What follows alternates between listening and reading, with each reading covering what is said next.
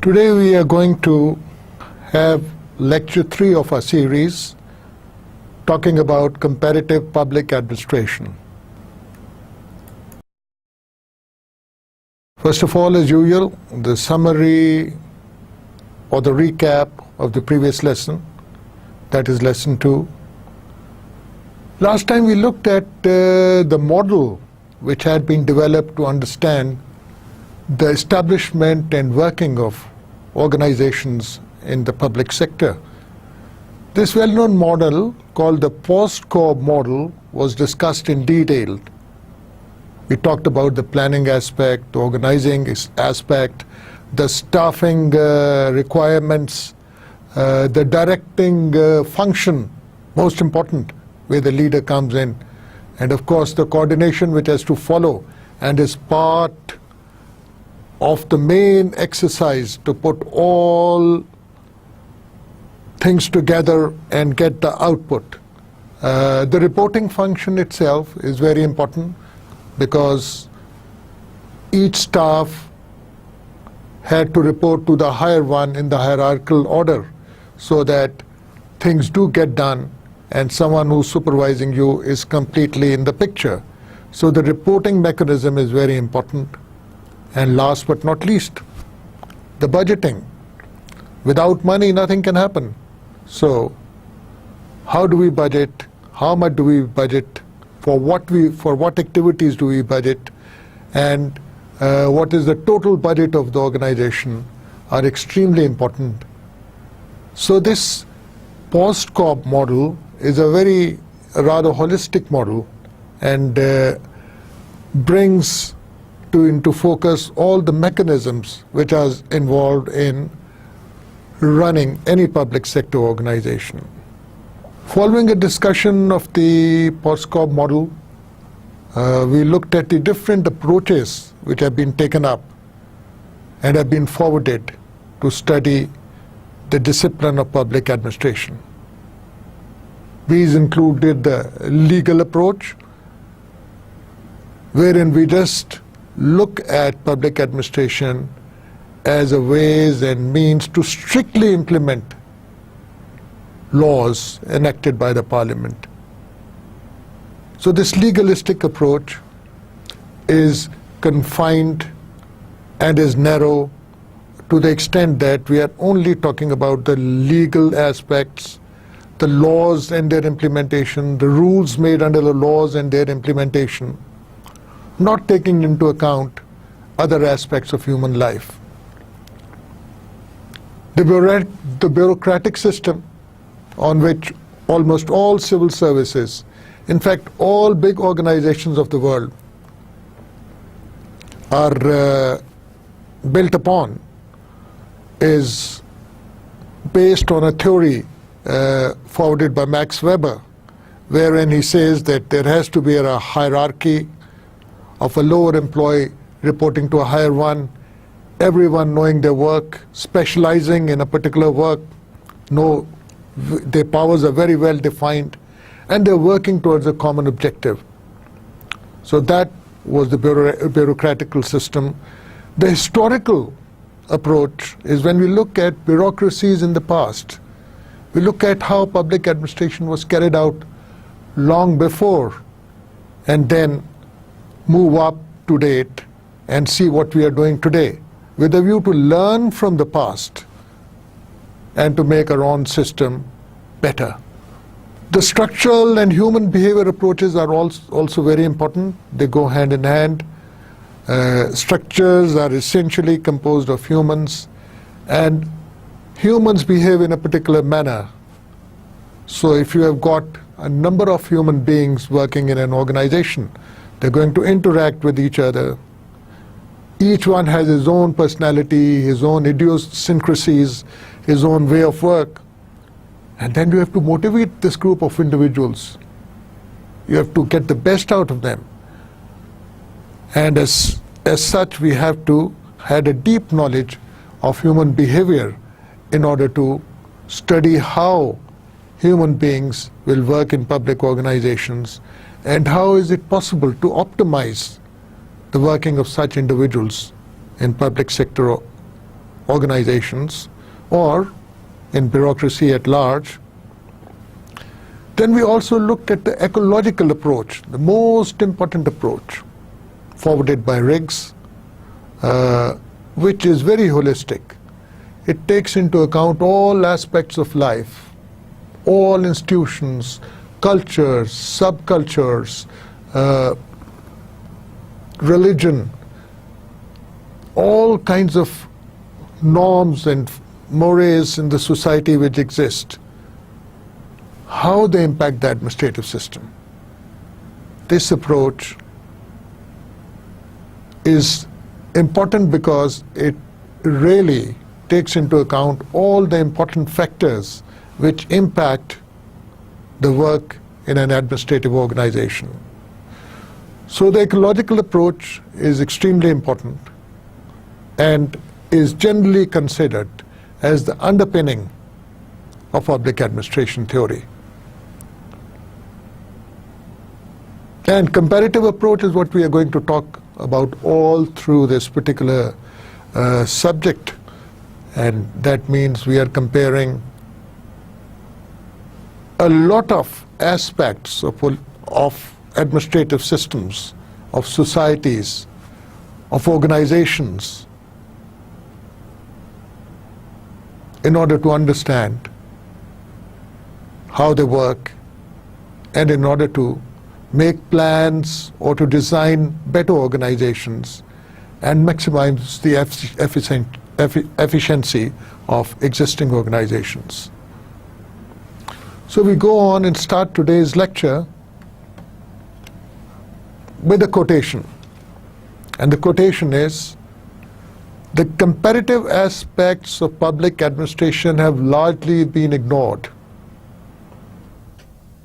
And as long as the study of public administration is not comparative, claims for a science of public administration sound rather hollow." So this underlines the importance of comparativeness.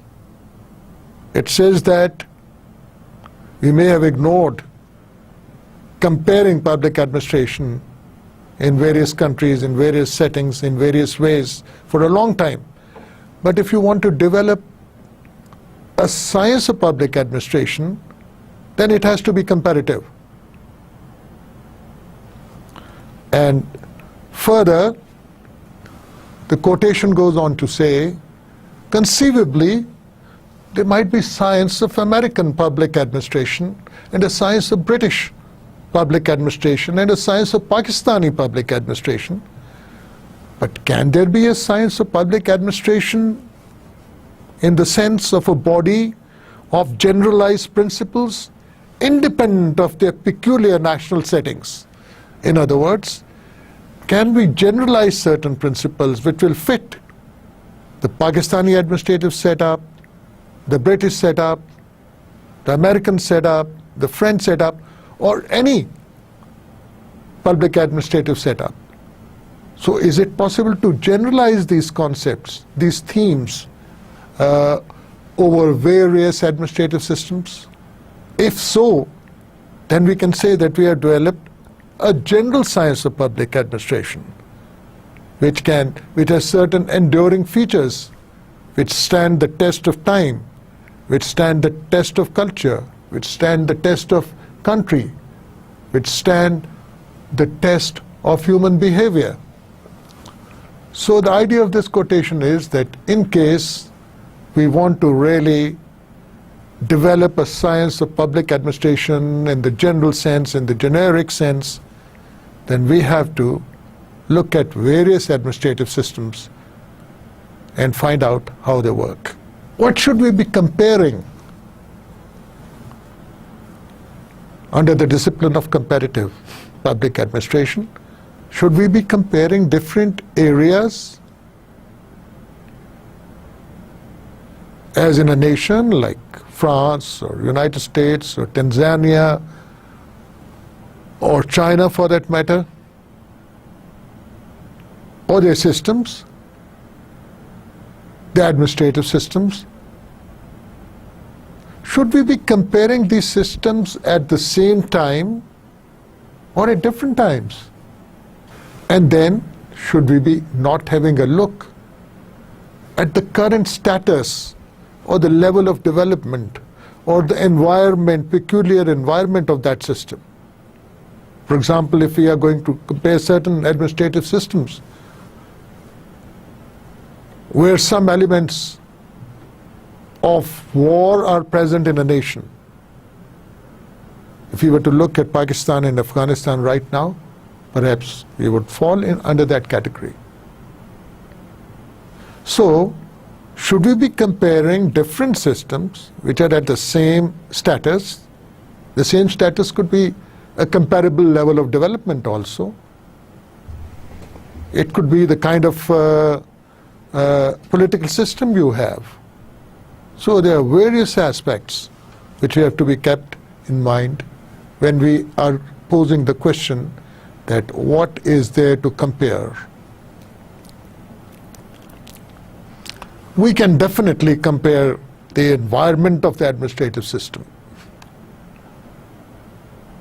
What kind of environment the administrative system is working in? Is it a very charged environment like we have here in our setup these days? Everyone is tense. Everyone is trying to outdo the other by positive or negative means, by good or foul means. Or is the environment of the administrative system more disciplined? Does it have all positive things out there? Is it a developed economy with people more or less satisfied? Is it a happy system? And again, not just the environment, because when we talk of environment, we do talk about ecology of the system. But we have to also look at the nuts and bolts of the administrative system. Shall we look at the whole administrative system, starting maybe from the Prime Minister down to the lowest functionary or the clerk? Should we be looking and comparing whole administrative systems country-wise? Or should we be going into more detail and looking at the formal structure of each administrative system, focusing on its patterns of hierarchy, that is the supervisor-subordinate relationship? How does it work? Is it similar in various systems? How is the work divided? What kind of specialization is there? By specialization, in this context, we mean that what particular work a certain functionary is supposed to do. If a certain functionary is only supposed to fill out certain forms, then that is the specialization of that functionary. And if the functionary is a police officer who has to give you tickets if you are over-speeding, then that is the specialization of that police officer, not the specialization of his supervisor. And then the authority responsibility network is very important. If you have given the authority to give over-speeding tickets to certain police personnel, then have you trained them to be responsible enough and do their work in a proper manner? So this authority responsibility network is a very important consideration in the public administrative systems. Decentralization. Who has what power? Is it the man at the top trying to hold on to each and every power? Or the management style is a more decentralized one, where in the administrative system you have granted lots of autonomy and power to various echelons of the bureaucracy. And one aspect of decentralization is the delegation of powers, wherein if a secretary of a department has certain powers, he may delegate part of those powers to his subordinate, the additional or the joint secretary, so that the work gets done better, it gets examined better, and there is more than one person to share the work, which would definitely take the load off the superiors. This is called delegation, when those authorities and powers which are vested in me are transferred partially or to some extent to another functionary below me. I am delegating my powers to that functionary, to that administrative officer. And the control mechanisms are extremely important. How do you control people? Are you going to control them through the classical carrot and stick policy? Why not? Or you are going to have certain inbuilt control mechanisms hand in hand with the reporting system? And what kind of procedures are you following? Do those procedures ensure good access to the public? Because after all, public administration is all about providing service to the public. So do the procedures which we have created or put in place, do they, to a great extent, provide ease of access to the public? And are they speedy? Do they deliver? And do they deliver in time? So we've got to look at all these aspects when we are comparing administrative systems. So it's not the overall administrative system only which we'll be looking at, the nature of the overall administrative system, but go into details also as to which part or procedure has been designed in what manner and is being followed in what manner. What else to compare? Should we ever look at the informal organizational patterns of an organization? Till now we spoke about the formal organizational patterns. When we talk about a boss and his power, and the boss delegating some powers to his junior, we're talking all about formal things, or certain written procedures, certain control mechanisms, certain reporting mechanisms. These are all formal. They have been designed as such and written down to be followed. Whereas the informal and organizational patterns are very different. They are not written down, they cannot be designed because human beings are involved. They can be perhaps to some extent tampered with, can be a little bit changed, but you have to have subtle approaches to do so. For example, if you want to motivate a demotivated person, it's not an easy task. Only additional monetary benefits may not work, because there is more to a human being than just wanting more money. That's important, but perhaps after a certain level it loses its importance. So we have to look at the nature of the human groups which we are interacting with, or who are interacting within the organization. Are they small groups? Are they big groups? What kind of ethnicity do they have? What kind of prejudice do they have? How they behave and interact with each other? Because if an organization has an informal structure within which there is too much bickering too much prejudice, then naturally the output would not be very, very impressive. So we have to also look at the relationships amongst the individuals, the motivation system, and the level of morale. How can we make them motivated? How can we make them do better?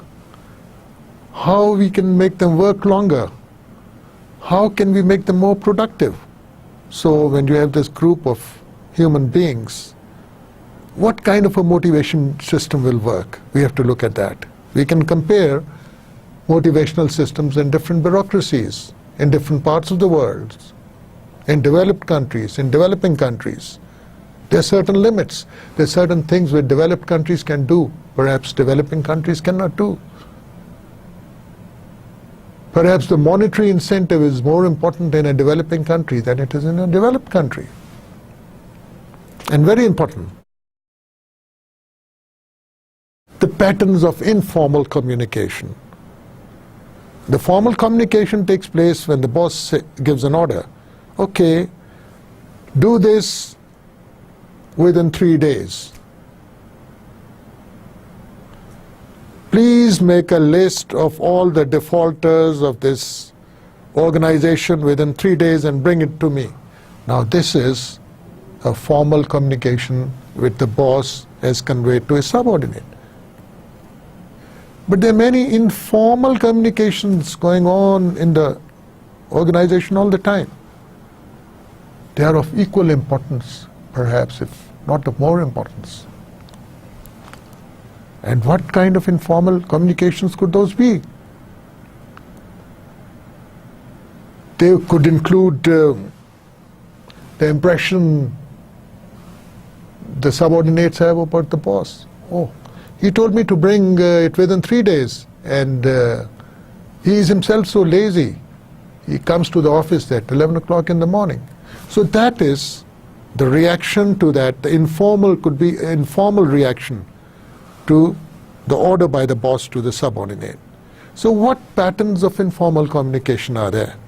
And again, given this pattern, certain people will emerge as influential.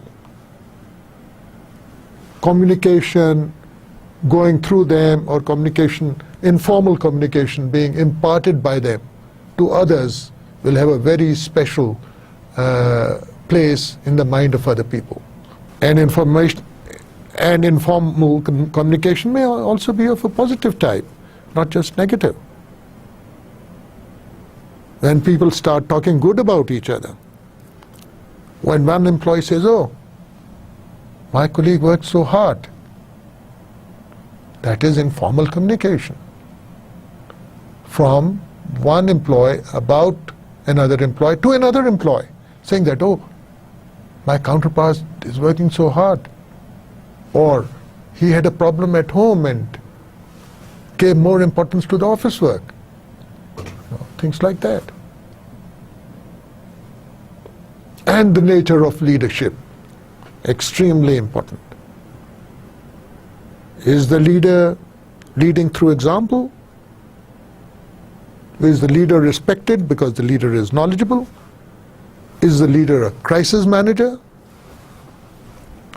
Does the leader have a lot of contacts where he should have the contacts to be able to deliver, to be able to take the organization in a certain direction? All this is extremely important.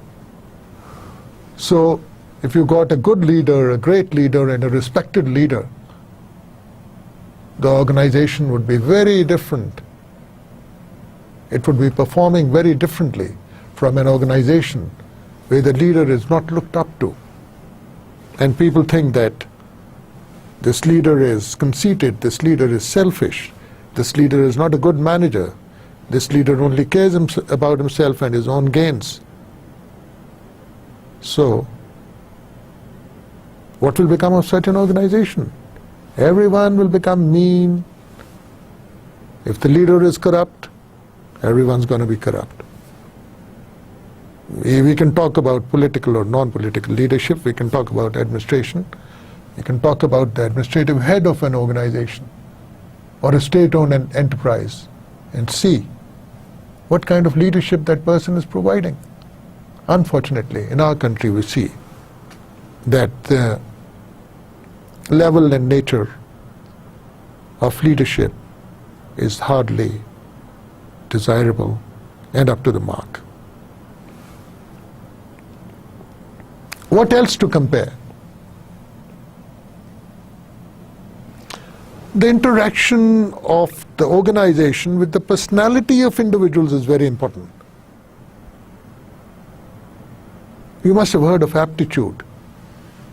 When the parents ask a kid, you have an aptitude for engineering, you want to become an architect? Or you have an aptitude for arts? Or you have an aptitude for music? What is the parent asking? Sometimes in our setup, students and children are pushed towards a particular profession for which they may not have an aptitude. And if you land in an organization or a profession which is not according to your aptitude, you're not going to enjoy it. And then the interaction of your personality with that organizational system is not going to be very healthy. And you will not be able to maximize your own qualities, your own inherent characteristics, since you are not doing the kind of thing which you would like to do or would love to do. So when we are talking about interaction in the public sector, did the person join the public sector because he had an aptitude for that and wanted to serve the public, or just joined the public sector because that was the thing to do, would give him respect, or was pushed into it by the parents? So the net result of a particular person working in an organization would depend upon to what extent he or she likes the job they are doing. So this is a very important aspect, and we will look at it later when we talk about the recruitment procedures in the bureaucracy. Now the policy and decision-making systems that link the various parts of the organization are also important. How are decisions made? Are decisions made clearly? Are decisions understood by others and other parts of the systems? Is the policy of the organization well known? Is the policy of the government for implementation of which this organization has been created is well known to the organization? And do all parts of the organization subscribe to and have a good knowledge about that policy? You will only be able to implement a policy successfully if you have a good knowledge about that policy, of the underpinnings of that policy, why it was made, and what objectives it's supposed to serve.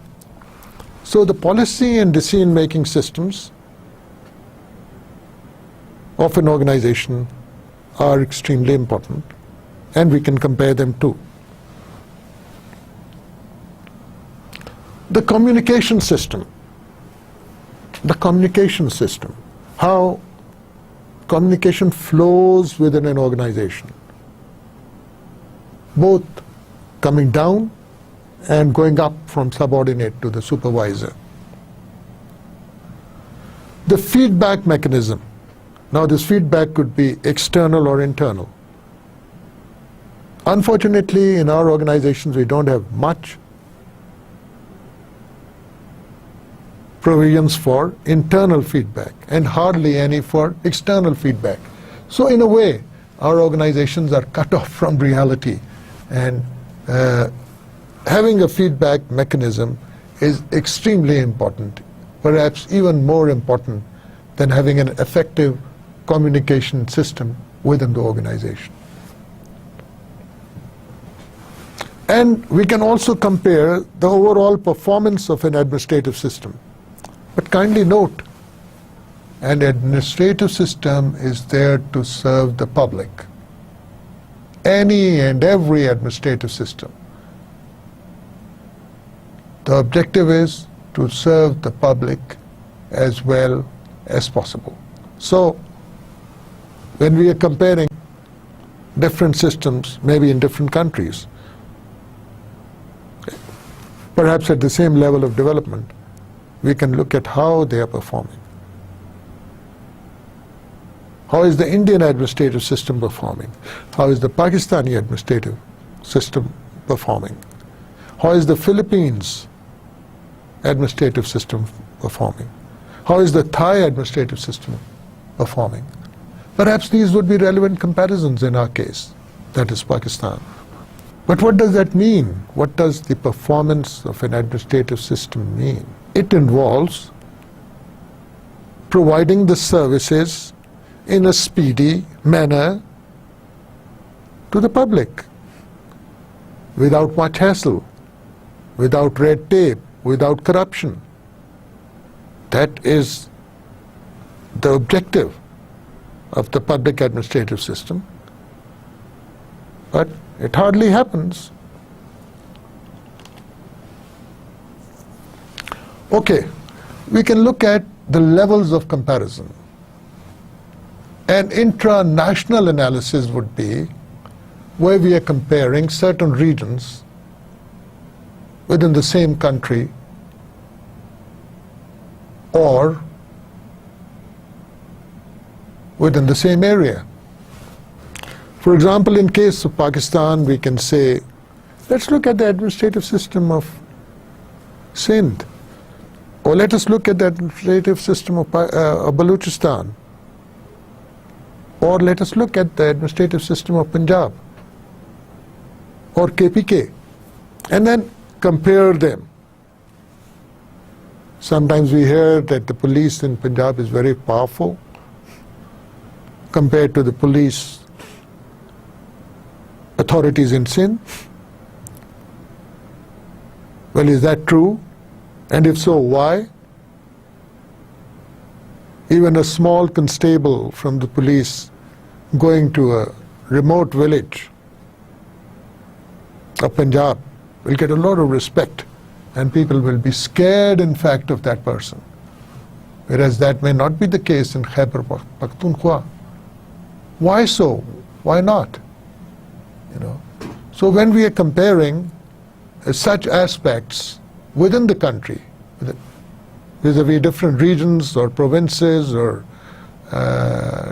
it could be even on a district basis, districts of a province, when we are making these comparisons, these are of a intra-national type and give us some insight into how administrative systems are working within the country, and if we can learn from each other, or what are the peculiarities of these systems. What about comparing two different nations? When we are comparing the administrative systems of many different nations or two different nations, what can we compare? We can compare almost anything. For example, if we look at the overall administrative system, recruiting the right person is an extremely important aspect of the system. As you know, in Pakistan we have the civil services examinations, which are very competitive and supposedly tough to get through. Why do we do that? We try to get the best persons for these jobs, do everything on merit. Does that happen in other countries? Or is just a competitive exam a sufficient mechanism to ensure that merit is coming up? Is that a good way to select merit? So if we are comparing systems of various countries, maybe China, Thailand, Pakistan, Tanzania, developed and developing countries, Britain perhaps, how are they doing it? Each aspect of the administrative system can be studied in this regard. How are they recruiting their personnel? How are they training their personnel? How are they motivating their personnel? And at the end of the day, what is the quality of the service which is being provided by these personnel? So we can definitely try and compare different countries and their administrative systems, and this would be called a cross-national analysis. And now we come to what is called the cross-cultural analysis. Now the word cultural in this context is very broad, since it involves an aggregation of distinctive political, economic, and socio-cultural traits of a particular system and its environment. Mind you, socio-cultural traits is what will come to our mind primarily when we talk about cross-cultural analysis. But no, that's not the case. Cross-cultural analysis in terms of comparative public administration here is including many more things: the political system, the economic system.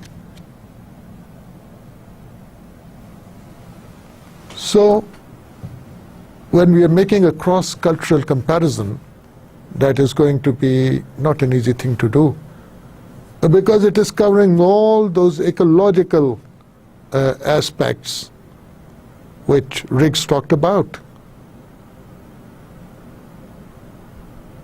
The whole ecological system, each and every branch of the government is also included.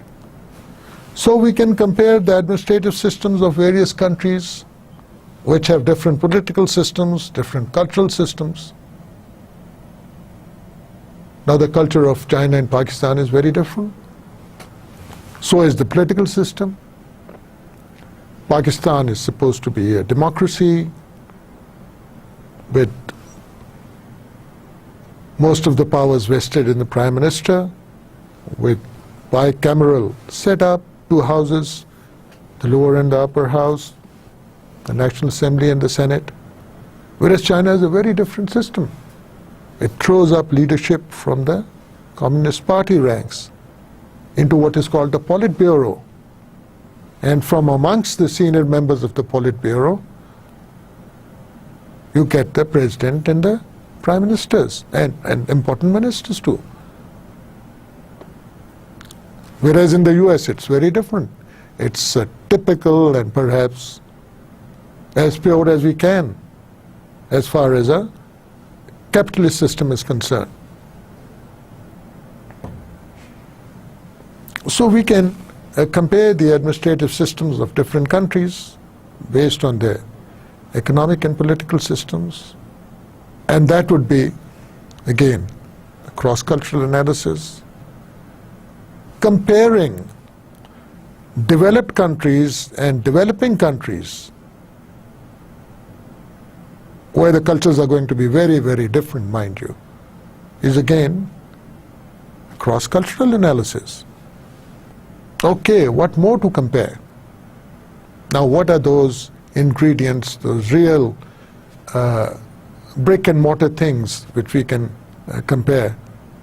We can compare the branches of the government in any system, in a number of systems. The executive, the legislative, and the judicial. These are the main branches of the system. You might say we can compare medias also. How these branches of the government are working. How much power does the executive have? How well are the legislative bodies performing? Is the parliament doing its overseeing rule through parliamentary committees, for example? How is the judiciary performing? Is it capable of or is providing speedy justice at the grassroots level or even at the higher courts? So we can look at these main branches of the government and their performance and compare them with other countries. The bureaucracies of the various countries, how are they performing?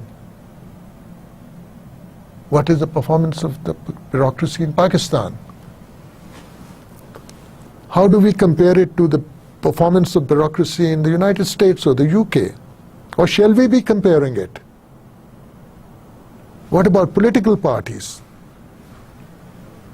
How many political parties are there? How many of the political parties really hold their own elections? Are there just the left and the right-wing parties which have been dominating the government over a period of time in that country? So what kind of parties and the role the parties have played in administration, in development, have become important. Have the political parties, when they were in power, been able to steer the nation, the country, in a positive manner? These are some of the questions which may crop up. Military, again, in our context, it may be very important when we say that we have had more of military rule than democratic rule. So, at the same time, we say that we have got one of the best militaries in the world. So how do we compare these things, and how do we justify these things? How do we compare the military of India and Pakistan? It is just on the number of missiles we have, or the number of frigates we have, or the soldiers we have, the number of divisions we have, or it's the performance. How has the military performed? Within the country, at times of emergency, and at times of war also. So we can look at military in a fairly detailed fashion, especially when it comes to developing countries. And the civil society, as you know, the concept of civil society is not that entrenched as yet in our setup, but it's proliferating. We are getting more and more civil society organizations, more and more organizations which advocate certain rights of certain groups, or which try to create awareness, or professional bodies even are part of the civil society. So how has civil society developed, and what impact has it had on administration? We can definitely try and assess that. Now we come to the process side. The policy-making process, perhaps the most important process in political science and administrative science. How do you formulate policy? How good is the policy? How is the policy being implemented? And at the end of the day, are we getting the fruits from that policy? So this whole policy-making process is very important. Have we been able to engage the requisite stakeholders for making a particular policy when it comes to policy making? How do countries do it? Policy making, policy formulation is an exhaustive subject, a very important subject in both developing and developed countries. Because first you got to formulate a policy, and if you have not formulated a good policy, implementing a bad policy doesn't make any sense. Agenda setting. What kind of things do we want to do, and over what period of time, and what we want people to think about what we are doing? So how do political parties set their agendas? How do they make sure that the populace at large knows about their agenda? It's very easy to use the media, modern media, to set agenda these days. And in fact, it has been said that media is the agenda setter in the modern times. And of course the politicians are going to use it. In fact, the administration can also use it to make sure that if it's doing well, people know that it's doing well. And it can interact with online, through online mechanisms with the populace at large. And that would help the agenda setting mechanism of the bureaucracy. So they can be the agenda setting for the political party, for the bureaucracy itself, and the whole system does need an agenda setting, because agenda setting translates the manifestos of political parties and also shows how well they have performed on those agendas, and also is possible of showing is capable of letting us know how well the administrative system is performing. And then we come to decision making. Most important. They say you should make a speedy decision even if it is wrong, because once you know the negative aspects of the decision, you can correct them, you can fine-tune. Next time you make a better decision. But is decision making based on facts, on figures, on a certain amount of information which is necessary, or is it being made in vacuum? Or is it being made for personal gains? So we have to compare, how is decision making being made? Is it meritorious? It is based on relevant information. It is based on input from the relevant stakeholders. Or is it just to profit oneself? So we can compare the way decisions are made in various countries, especially when it comes to administrative matters. We can also compare behaviors. Now primarily it can be the behavior of the politician you might like to compare. It may be the behavior of the bureaucrat you might like to compare. It may be the behavior of the lower echelons of bureaucracy you might want to compare. Because self-interested behavior is generally there, which involves rent-seeking and utility maximization. So if we have got a crowd of politicians and a crowd of bureaucrats out there just rent-seeking, or in other words, that's a better word for corruption. Better word? I don't know. But corruption, if we have these corrupt groups and batches of politicians and bureaucrats hand in hand, then where do you go? What would be the end result? It's quite clear. Disaster.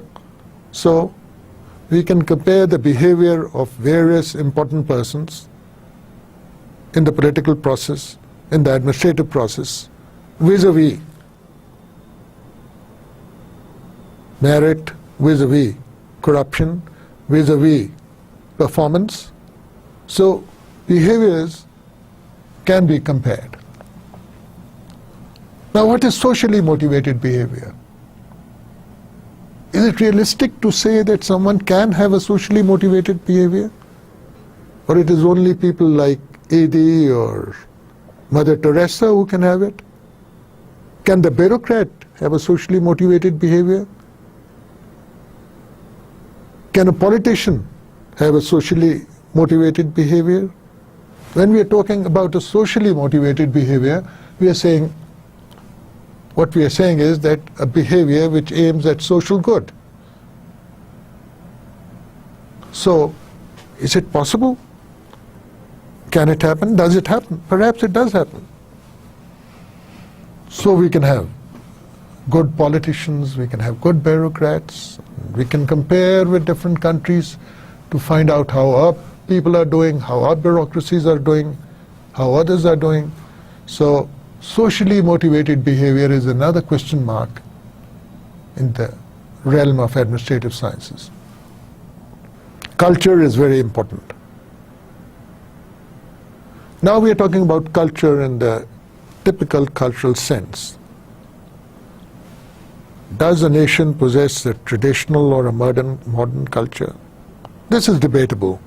In fact, as we see these days that it's becoming more and more difficult to determine between the two. What is traditional culture? Does China have traditional culture anymore?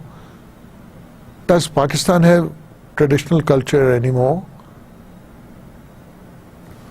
So it may be a mix of traditional and modern culture because it is difficult for inherent, ingrained social traits, cultural traits, which we have inherited from our parents, to go away so easily. So generally you will find a mix of traditional and modern culture in countries like ours. So what impact that has on public administration? Are we trying to preserve our culture?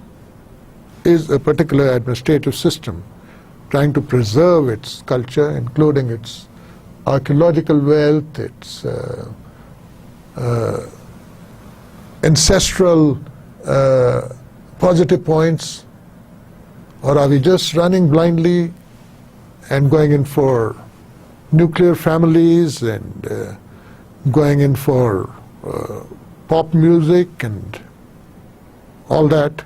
But it's happening all over the world, not just in Pakistan.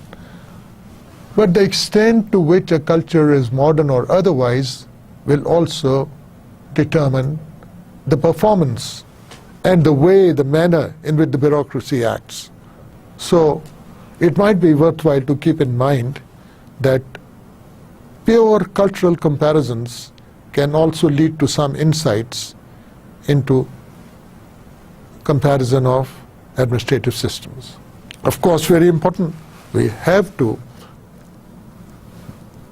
compare the economy. Is it market-driven? Is it a command or a planned economy?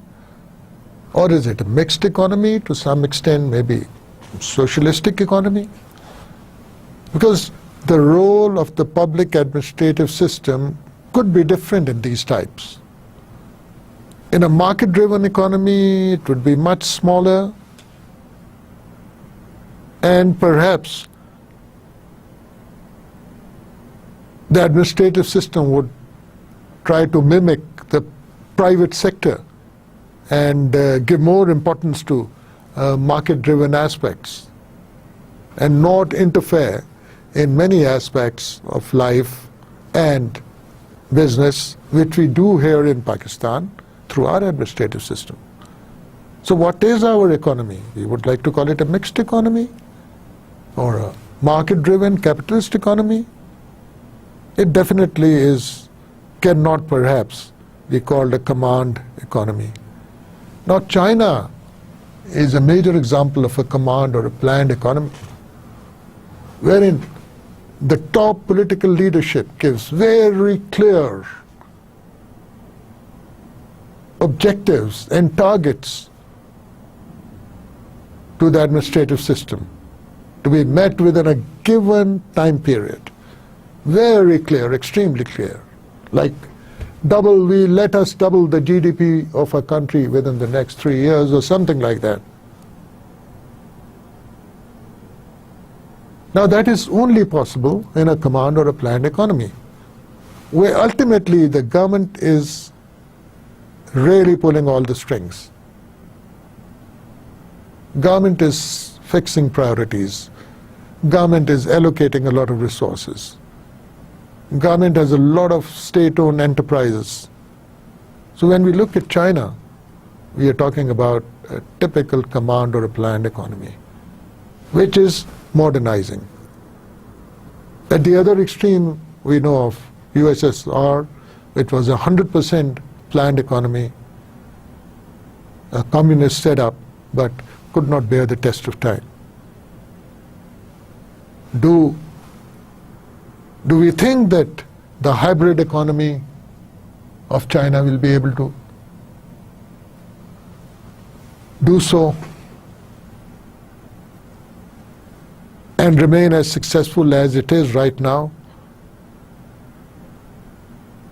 in elevating people out of poverty, in creating wealth, in increasing its GDP by leaps and bounds, and becoming the second largest economy of the world,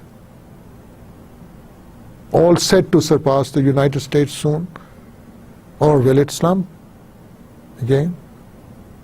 Or our socialist economy is better, where the taxes which people pay do get back to them in more than one way? It's not just that roads are built for them or infrastructure is given to them. It is very good health care. It could be even mean meals at school, milk at school, a very good health coverage. So what are we going to compare? If you have a socialist economy, you have to have administrative systems which are able to deliver whatever I mentioned before. So we can compare the economy and the ramifications or the implications of that economy as far as the performance and the nature of performance of administrative systems is concerned. Now this captures it all. This is the ecological model. The innermost circle, blue circle, is about institutions, processes, and behaviors. How are those institutions performing? How are the processes which are meant to create results going on? What kind of behavior are the most important actors showing us? And the second, and the circle outside, the red one, with the red boundary, talks about the political environment. Is it authoritarian? Is it democratic? In other words, do we have a one ruler who's calling the shots, or is it a number of elected people who get together and then elect a prime minister or a president, and then that person along with his cabinet calls the shots? So we have to look at the political environment in terms of ecology. And the circle, the blue circle after that talks about culture. Is it tradition or is it modern? So all this, the culture, the political system, are impacting the institutions and the processes and the behavior which we have shown in the middle. And last but not least, the green circle talks about the economy. What kind of economy do we have? And that is also going to definitely impact the behavior and the processes and the institutions which comprise the administrative system. So we got the green going in for the economy and its impact, the blue going in for the cultural impact, and the red going in for the political impact. So this ecological model brings in all the necessary variables which are required to have a deep understanding of why certain administrative systems behave the way they do, perform the way they do. And this model, as I referred before, was presented by Riggs. And this ecological theory is his brainchild. And it's a very comprehensive one. Now we would like to discover certain enduring features of administrative systems. For that matter, all administrative systems, those features which are common to all administrative systems and are enduring, they would in general comprise the patterns of organization, how you have organized your public administrative system. Certain common programs of governments. For example, in the developing world, you will always find one or other form of a poverty alleviation program, a program aimed to bring the poor from under the poverty line to above it. So that is one common program we can think of.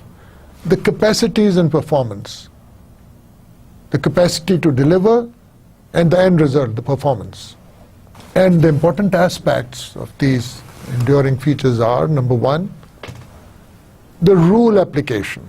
To what extent has the public administration been successful in applying rules as they should be to all and sundry, to everybody? If a rule has to be applicable to you, it has to be applicable to me and to others. So to what extent have we succeeded, or that public administration has succeeded, in applying rules equally well to all and wherever necessary? Doesn't happen most of the time in our developing countries. And then what is the nature of the hierarchical organizations of the bureaucracy? Had they been properly designed to deliver what they are supposed to? Because they have to maintain that impersonality of rules. And they have to be they are the authority to do things, and they have to make sure that they maintain authority. If their authority is eroded, then the authority of the state gets eroded. And then back to public policy again, another enduring feature of all organizations, public sector, of all countries, in fact, of all political setups, public policy. And of course, once you have had your public policy in place, you're going to have your laws and your rules in place, and you have to do that rule application consistently. So it all boils down to rule application across the board, one enduring feature.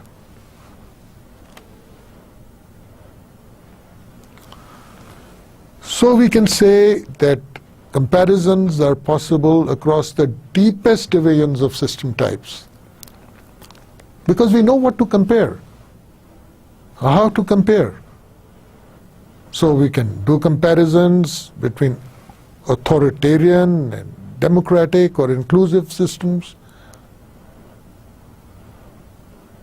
We can do so between developed and developing systems. Well, industrialized may mean developed. And of course, now the new thing is there, the new element, secular and religious regimes. If we consider certain countries in the West as secular, we are an Islamic republic. Nepal used to be a Hindu republic. India is secular. Iran is non-secular. So if we look at all these systems, it is still possible to talk in terms of the structure of the administrative system, the processes being utilized in the administrative system,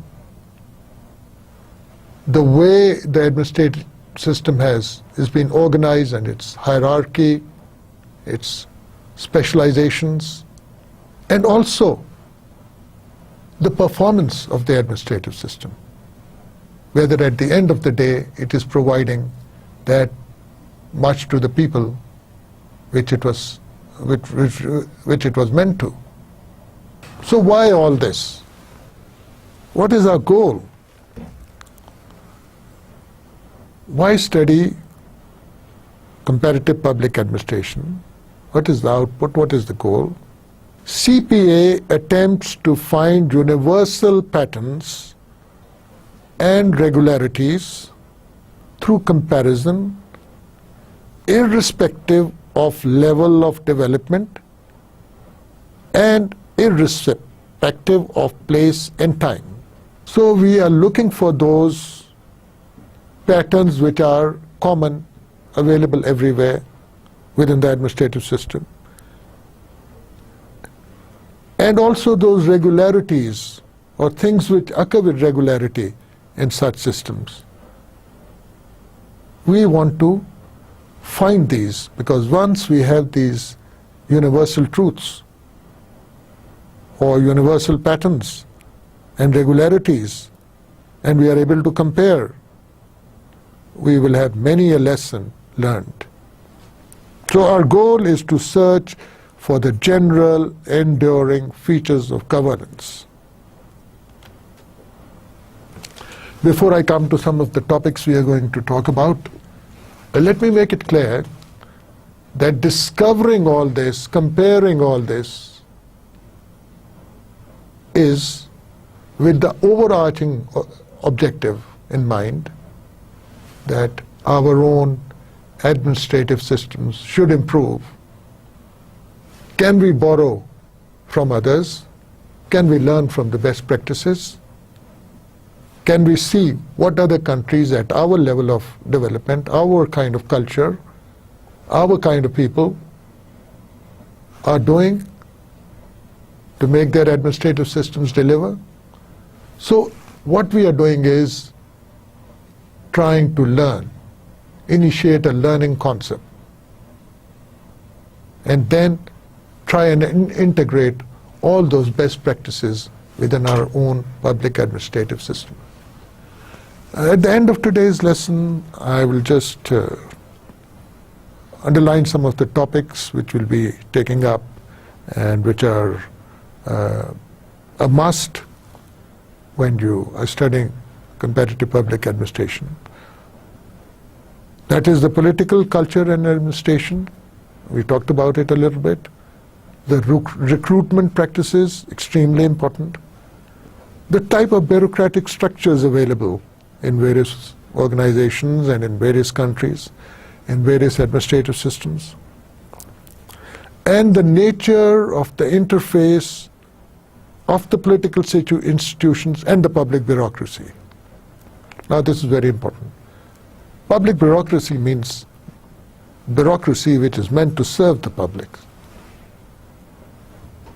So how do the political institutions, which we talked about earlier, the politician himself in his individual capacity, the parliament, the legislators, the other institutions of the state, the judiciary, how does it interrelate and interface the public bureaucracy? And how does the overall executive manage the bureaucracy? So this interface is extremely important, because at the end of the day, it is the political content and the political context which makes a difference and determines as to how your bureaucracy is performing. And then, of course, we will be talking about new ideas of public management. We will, in fact, talk about the new public management regime which we have seen develop across certain countries during the last few decades, and is touted as really being able to transform countries and their bureaucracies. Thank you very much.